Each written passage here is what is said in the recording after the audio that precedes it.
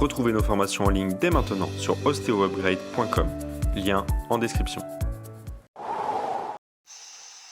Bonjour à tous, aujourd'hui une petite vidéo sur les inégalités de longueur des membres inférieurs. Ça, c'est un argument qui est très souvent avancé par les ostéos, des chiros, même des kinés, pour dire attention, c'est ça qui vous cause votre mal de dos. Alors attention, il faut quand même regarder un petit peu ce qui est fait au niveau de la science. Arrêter de tout simplement redire ce qu'on a appris par enseignement traditionnel et se moderniser un petit peu et regarder les données actuelles. Alors, petit tour rapide d'horizon sur ces études-là. Parce que avant de se poser la question, donc, est-ce qu'une longueur de jambe, une différence de longueur de jambe des membres inférieurs augmente le risque de blessure ou même de douleur du bas du dos? D'abord, il faut se demander, est-ce que c'est fréquent?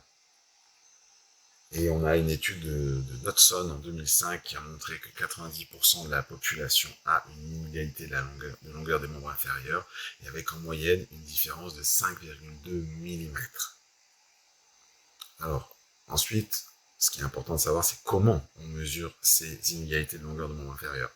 De toutes les études qui sont faites, la seule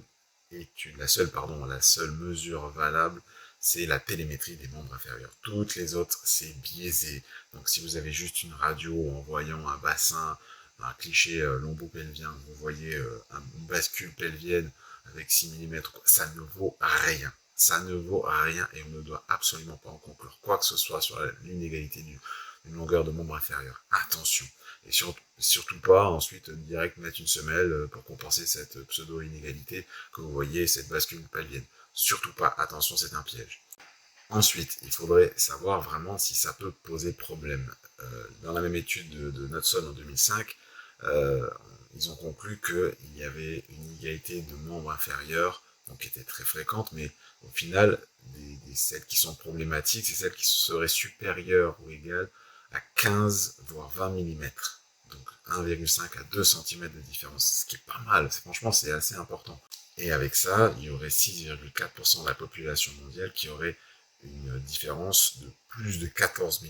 Donc vous voyez, c'est quand même vraiment pas commun. Et d'autres études viennent corroborer celle-ci avec toujours sur le risque de blessure et inégalité de membres inférieurs. Il y a notamment l'étude de Raoul en 2018 qui avait regardé des coureurs de cross-country, donc c'est un peu une sorte de trail, et les inégalités des membres inférieurs n'étaient pas associées à des blessures, à l'exception d'un jeune homme qui avait une inégalité supérieure à 1,5 cm. Et ça a augmenté préférentiellement son risque de douleur au niveau de la jambe, au niveau du mollet et du tibia. Ensuite, il y a une autre étude de Goss en 2006 qui a été faite sur des militaires et qui n'a pas montré de différence de blessure entre ceux qui avaient une inégalité de membre inférieur et ceux qui n'en avaient pas.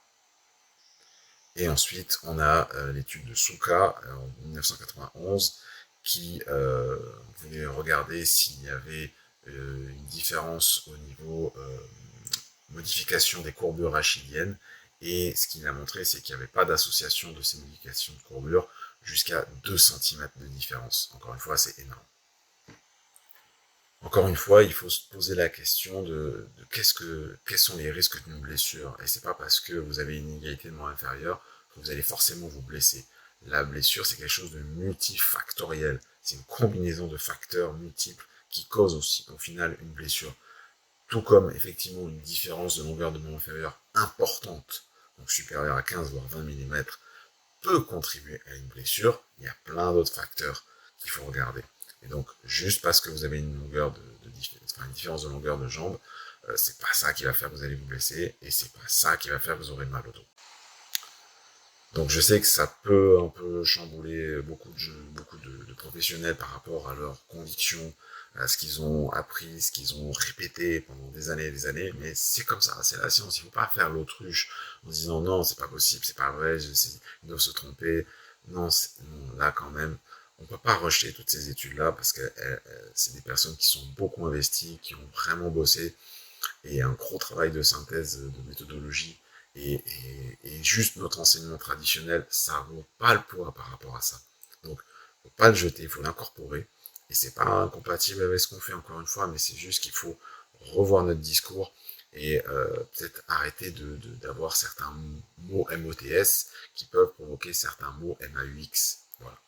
Donc j'espère que cette petite capsule vous a plu, et puis d'ici là, portez-vous bien.